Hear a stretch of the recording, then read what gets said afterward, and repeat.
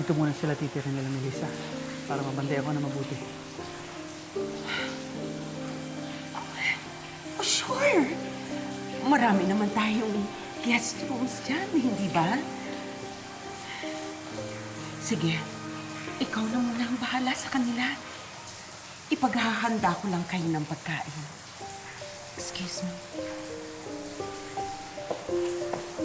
Excuse me. O sige, maiwan ko muna kayo. Salamat ulit, Roberto, ha?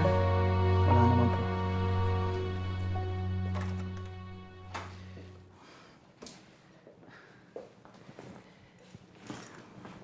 Sabi ko naman sa inyo eh. Wala kayo dapat ikahiya at ikatakot. Mababait naman sila mama at papa eh. Paano ba yan? Mauna muna ako sa inyo para makapagpahinga kayo, ha? It's been a very long tiring day.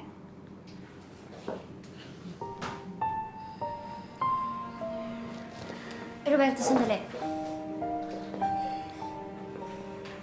Yung tungkol sa kasal natin,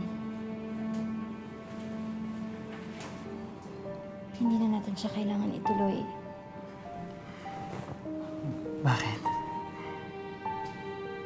Ayaw mo na magpakasal sa akin? Hindi, Roberto.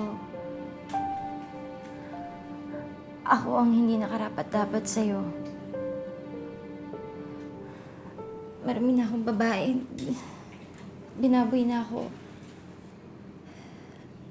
Mas marami naman dyan babae. Mas bagay pa sa'yo.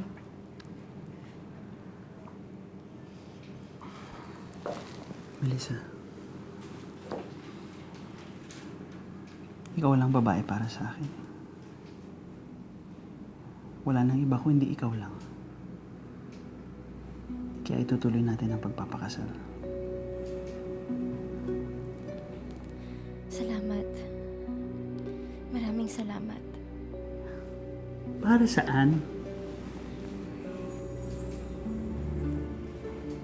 Sa kabila ng lahat, hindi mo pa rin ako iniwanan. Alam ko, Roberto, alam ko talagang hindi na ako karapat-dapat sa'yo. Pero nandyan ka pa rin. Hindi sumusuko at hindi ako iniiwanan. Melissa, pinapangako ko sa'yo. Hindi kita iiwanan. Walang mababago sa atin. Dahil ikaw lang babaeng minamahal ko. At ikaw lang din ang babaeng magdadala sa mga magiging anak ko.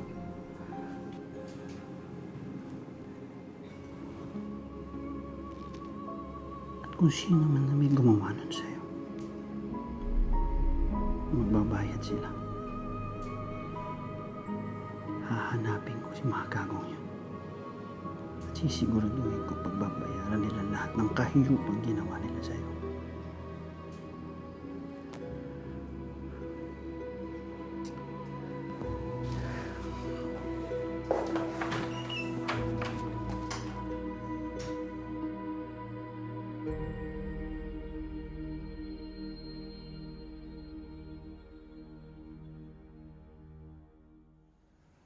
Pare, ano ba ginagawa natin dito?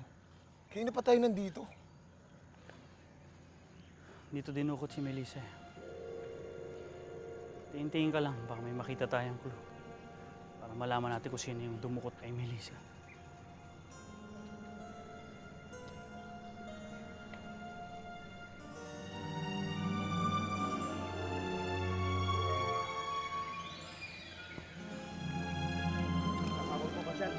Ganda ka pa, ha? Takot! Ha? Ha?